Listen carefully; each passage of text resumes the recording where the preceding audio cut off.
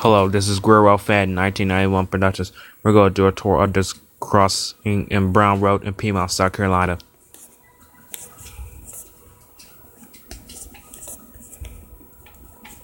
This has a stop sign in the Norfolk Southern tag in a crossbuck that's been replaced with the new crossings now. It has a yield.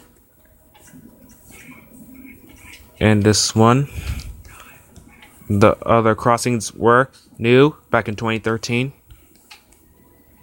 This other crossing is replaced with the 2018 new crossing. It has a speed limit 35 sign.